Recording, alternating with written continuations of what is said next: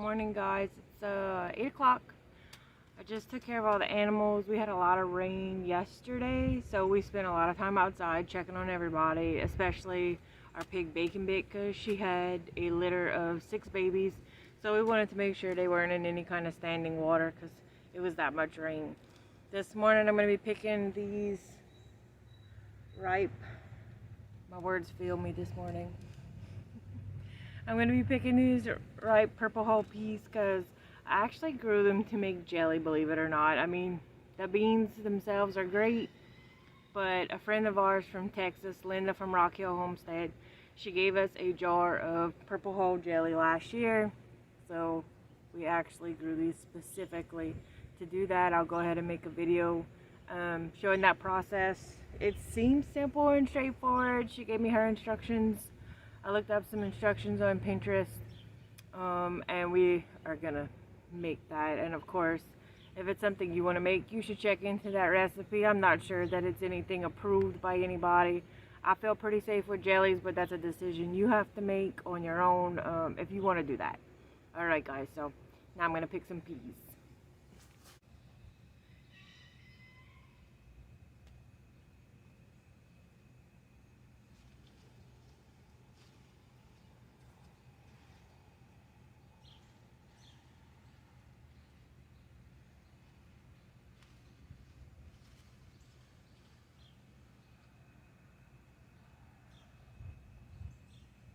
So everything is still super wet from yesterday and the morning dew, but we have a lot of peas in here.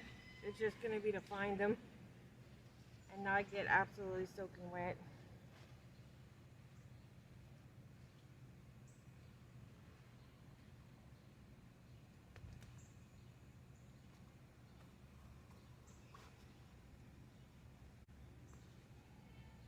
Some of them are probably a little past their prime, but they're still fine for eating beans, just not necessarily what we want to do for the jelly.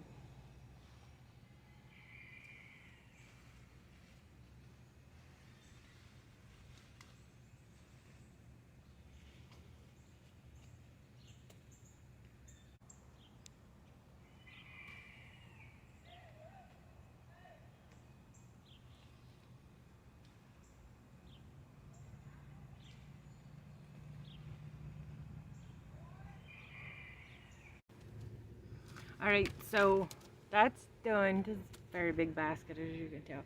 I think I have enough to make the jelly. They say you need about a gallon of hull from what I can gather. It's not an exact measurement. They have green and purple in here. I picked everything that was ready. If I don't have enough, once I take the beans out, I'll just go ahead and plop them in the freezer until I do have enough, because we're gonna have a lot of beans off of here, but we'll see. The other thing I'm gonna go ahead and pick is right here on the side of me. I grew a blue butterfly pea vine. It started off super slow, but it has been really producing lately. So I'm gonna go ahead, I'll grab those, and then I think I'm gonna try to grab the elderberries that are hanging off that I can reach. Normally Aaron gets on a ladder, but he didn't get to do that this weekend, so I'll see what I can grab before the birds. Here's the elderberry I'm usually talking about. As you can see, that's our grapevine. They have a lot of ripe berries, so I'm gonna go ahead and grab what I can reach. I am not getting on a ladder. This is not a video about the garden or harvesting, but I wanted to show you the elderberries that I was able to grab without getting on the ladder. I'm too old for that. Fall and break something. So anyway, what I'm going to do now is I'm going to go inside. I am going to probably take care of the elderberries first. They're all going straight into the freezer. And then we're going to worry about making the different things with them later. The pea flowers are also going in the freezer. I want to work on collecting more before I put them in the freeze dryer, and then the beans will go ahead shell. and try to make that jelly today. If not, I'll do that tomorrow. As you can see, I wish you could see it all because it's so pretty. And that's just in the last hour, and now it is starting to get hot, and I like to work inside during the day whenever it's hot. But yeah, so I'll show you about this jelly in a little bit. Me and Lane get kind of camera shy, so it takes us a couple takes. We are going to keep this part in here. If we have the green ones, we'll just get rid of those because we don't need those. We'll put them in the compost or throw them to the pigs or something. We're going to keep all our beans here. We're just going to freeze those. I want to check into canning them because I'm not sure. I know it can be done. I don't know because I've never done them before. But what I'm after are these purple pods to make the jelly.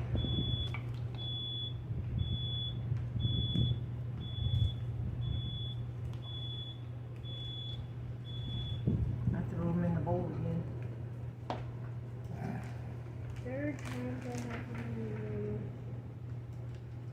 This one has some purple in it, so I'm going to go ahead and keep it because what we're going to do is we're going to boil the pods to, I guess, extract that purple and make a purple liquid. So the one we tried, I would say it had its own unique flavor. I know some people say it tastes like a light grape jelly, but I don't know if I agree with that. It definitely has a sweet flavor, but that has to do with the amount of sugar you use in it. But we'll see. It was delicious either way. But the green beans right here, we're not going to put them in here. We're just going to put them to the side over there. That's and right. The green one is to put in here. The purple ones are a little harder to open than the green ones. You think so? Yes.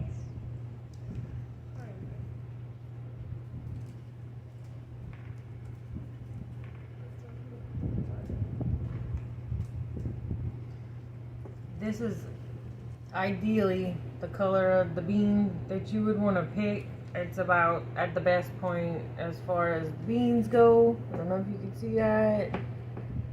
But as we all know, gardens are not always ideal.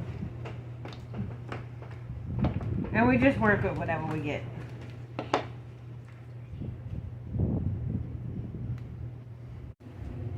Alright, for the next part, everything I read or was told is a good bit of hulls, or about a gallon. That's about the most precise measurement I could find. And to wash them 3 times. So that's what we're going to go ahead and do, is we're going to wash them real well. And then we're going to start boiling them. And we'll see, you need 4 cups of liquid to be able to make the jelly.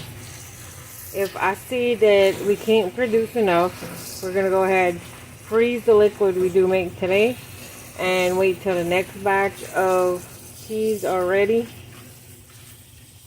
And then we'll make the jelly. I guess we'll see. I didn't say how well you had to clean them, it just said you had to clean them. So I'm gonna just clean them how I'm comfortable, rinse them, make sure there's no dirt, no yuck, no bugs. Because once you boil them, you're gonna go ahead and you are gonna strain them through a cheesecloth.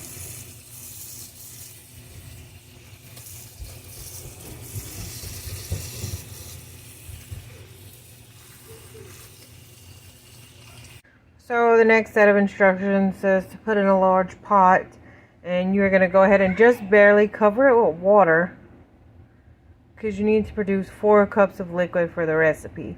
So I'm going to go ahead and I'm going to put my water in.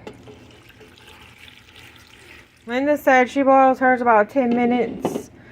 Others say they boil till they get a purple color that they like. So I think that's what we're going to do. We're just going to keep boiling it until it's a color that I think is sufficient.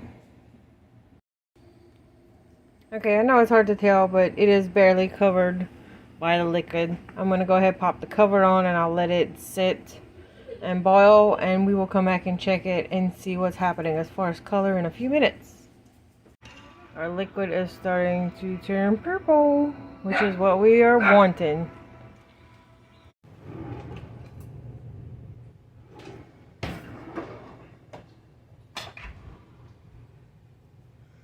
Alright, so I think this is done boiling. The first thing we are going to do is we are going to remove all of these holes. You can throw them in your compost bin, throw them to your chickens, doesn't matter.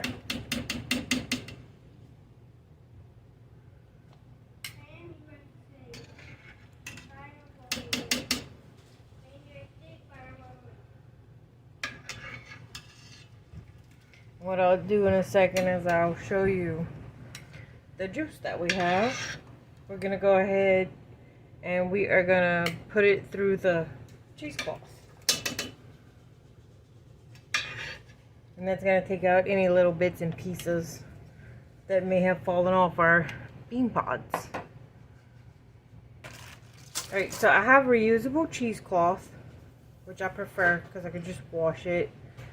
And I'm going to show you a little trick that I learned, because a lot of times I do this by myself, particularly whenever I render beeswax.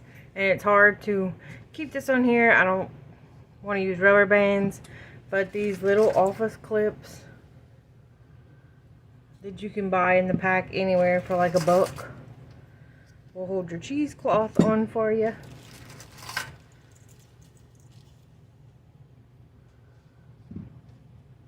Perfect. You can add more if you want. I usually do it all the way around, just because I'm always worried that it's not going to keep the tension that I need.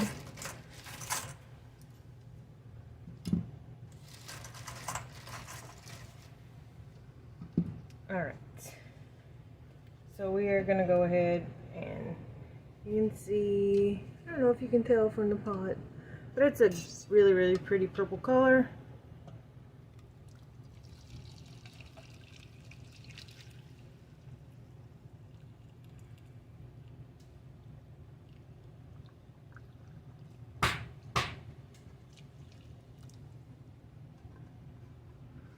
Alright, perfect.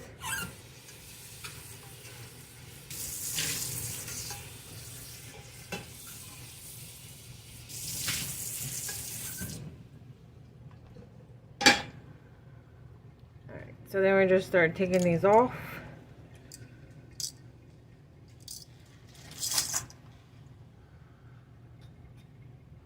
Just hang on to your cheesecloth so it doesn't fall in.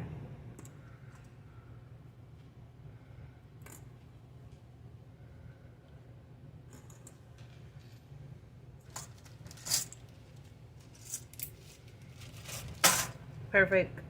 I'm gonna let this sit for a second because it's very, very hot, and I'm gonna grab the rest of the supplies and then we'll go ahead and start making that jelly. So ingredient wise, you are gonna need your 4 cups of juice, which we have here. You're gonna need 5 cups of sugar. We buy that in bulk because between jellies and bees we use a lot of it. You are gonna need 1 package of powdered pectin. I actually use the Hoosier Hill bulk pectin. It's worth it for us to buy it in bulk, much better. You need a ½ teaspoon of butter. That's optional. That's only if you don't want to worry about skimming off your foam. I usually just skim the foam. It depends if I have real butter or not. And 2½ tablespoons of lemon juice. The first thing you're going to do is add your juice from your whole peas and your lemon juice in your pot. And then you are going to add the sugar gel, stir well, and then you're going to go ahead and bring it to a rolling boil.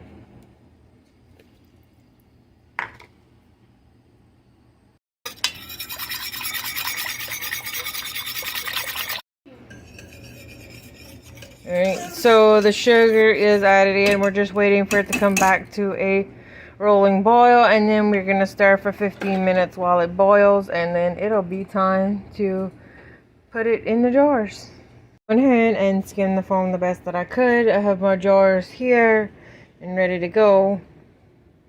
And my little camera stand is officially broken, so we're just gonna, it'll be fine. I'll see if I can do it all at once. If not, it's okay.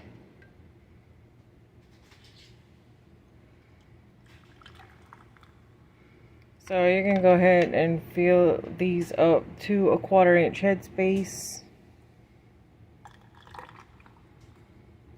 So you get the general idea. Since I don't have a stand, I'm just gonna show you this one and then I'll come back once they're all full.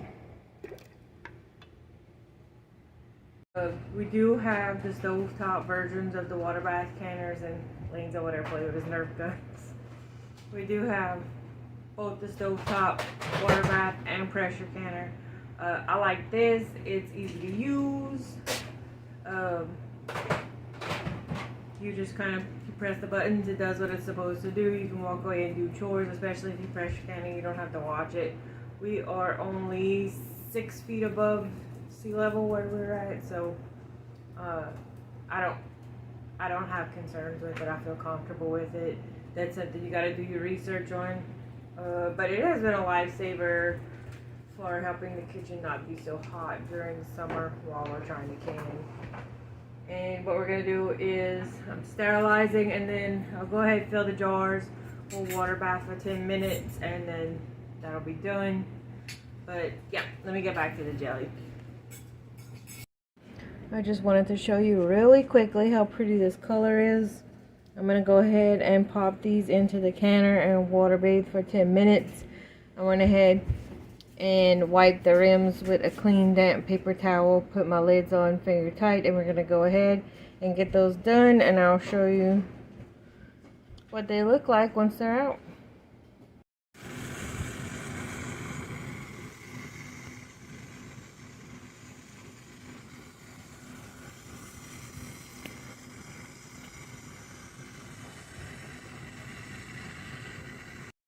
Alright, these are done and out the canner. They're already starting to ping. You can see that they are a really, really pretty color. So we're going to let these sit for 24 hours.